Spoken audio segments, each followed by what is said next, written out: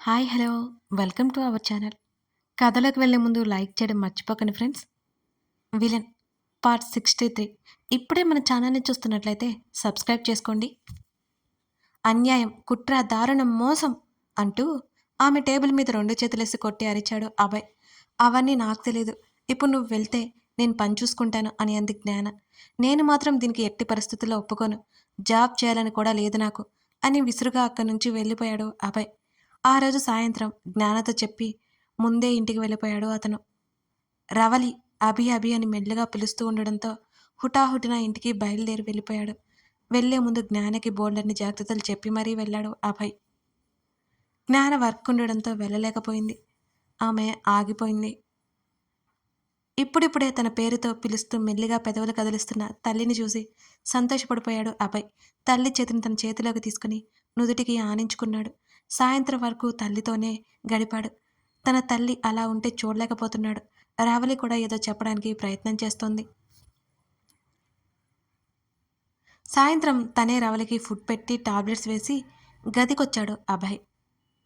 జ్ఞాన వచ్చేసరికి బాగా ఆలస్యమైంది. శేషు జ్ఞానిని ఫాలో అయ్యాడు ఇంటికి ఆమె వచ్చే వరకు.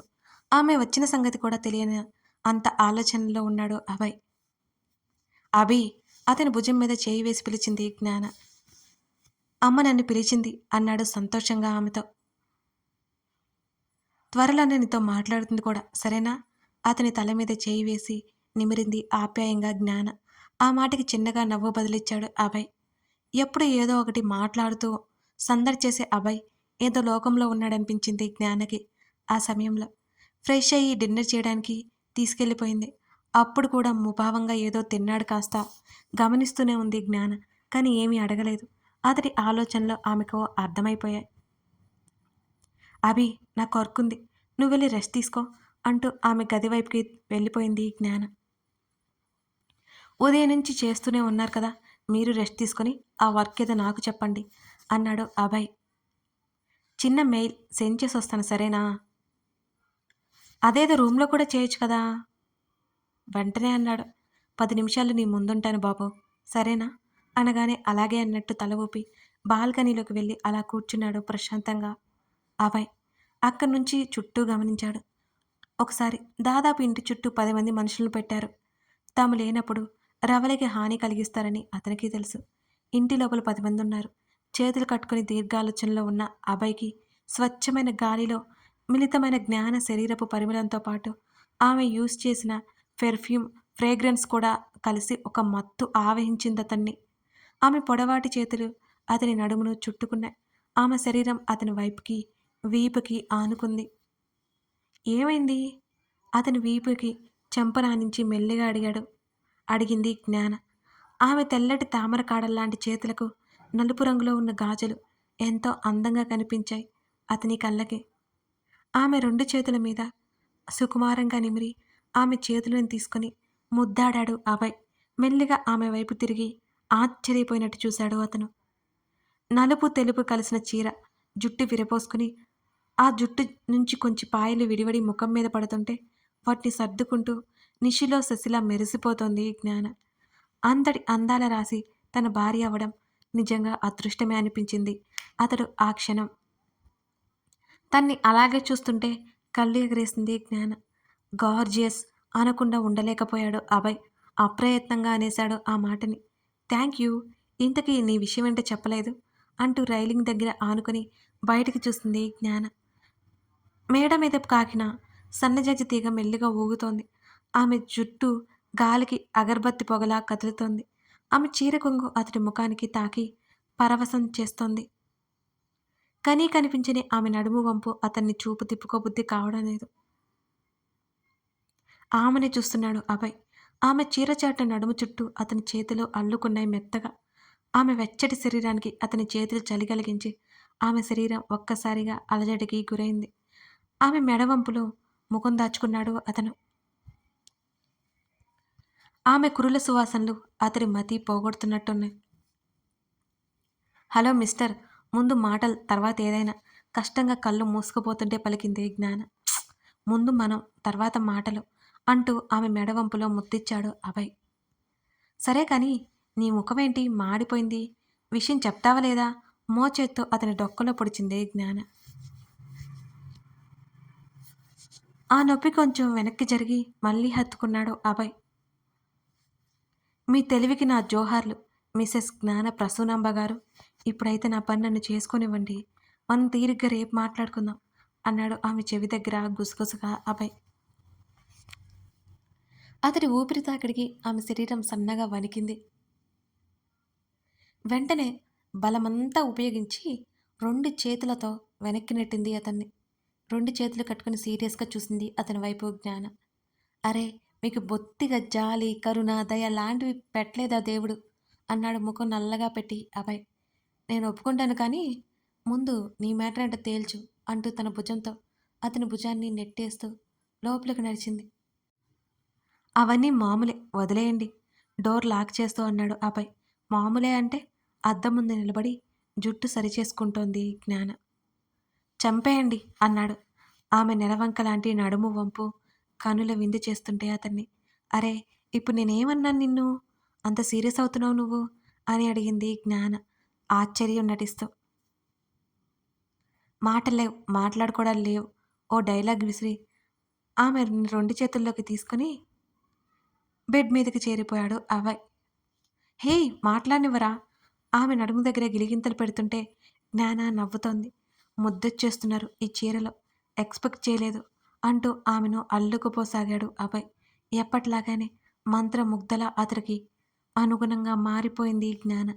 ఆమె నుదుటిన మొదలైన ప్రేమ సంతకం ఆమె శరీరమంతా మెల్లిగా పాకింది. అప్పుడప్పుడు ఉద్వేగపడుతున్న అభయ్‌ని గమనించి లాలిస్తోంది. ఆమె హృదయం మీద తల పెట్టుకుని కళ్ళు మూసుకున్నాడు అభయ్. అభి ఆమె పిలిచింది. "హ్మ్. అభి హ్మ్. నాతో కూడా చెప్పవా?" అని అడిగింది. అతడి చెంప మీద చేయి వేసి జ్ఞాన. అమ్మ ఏదో చెప్పాలని ప్రయత్నిస్తోంది మేడం. అదేంటో అర్థం కావడం లేదు. అంతేకాదు ఆఫీస్ బాధ్యతలు నేను తీసుకోలేను అన్నాడు అభయ్. అతని ముఖాన్ని 2 చేతుల్లోకి తీసుకుని తలని తన వైపుకు తిప్పుకుంది జ్ఞాన. అందుకా ఇంత దిగులుగా ఉన్నావు హా? అడగ్గా మళ్ళీ ఆమె హృదయంలో తలదూర్చేసి అలాగే మౌనంగా ఉండిపోయాడు అభయ్. అభి అత్తయ్య త్వరలోనే కోలుకుంటారు. డాక్టర్స్ కూడా చెప్పారు కదా. మాటలు రాగానే విషయం ఏంటో చెప్పేస్తారు. ఇంకేంటి భయం? ఇక ఆఫీస్ సంగతి అంటావా? నువ్వు ఈ ఇంటి వారసుడివి. ఈ బాధ్యతలన్నీ నువ్వు కాక ఇంకెవరు మోస్తారు? తాతయ్య పని అయిపోయిందిక.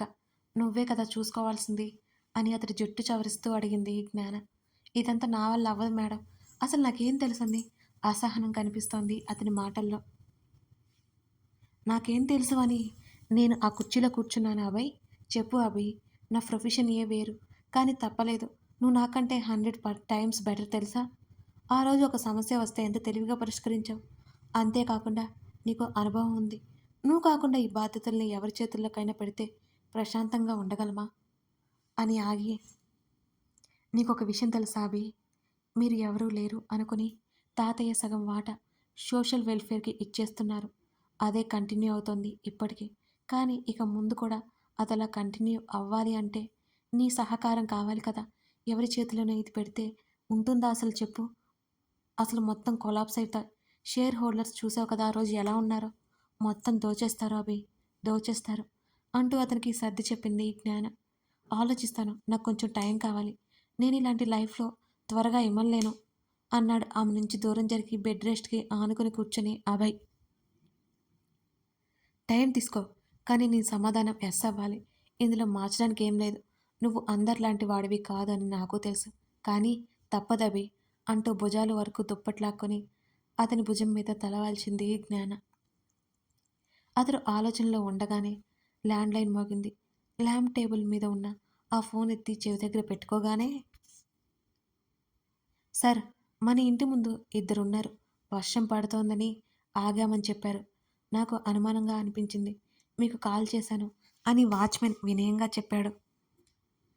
ఎవరు? ఒక అమ్మాయి, ఒక అబ్బాయి సార్ అనగానే సరే నేనొస్తున్నాను అంటూ వాచ్ వైపు చూశాడు. 11:30 దాటుతోంది. వాట్ హ్యాపెండ్ అభి? అని అతడి వైపు చూస్తూ అడిగింది జ్ఞాన. విషయం చెప్పాడు అభయ్ ఆమెకి. నేను చూసొస్తాను అనగానే అలాగే అన్నట్టు తల ఊపి బెడ్ మీద వాలి కళ్ళు మూసుకుంది జ్ఞాన.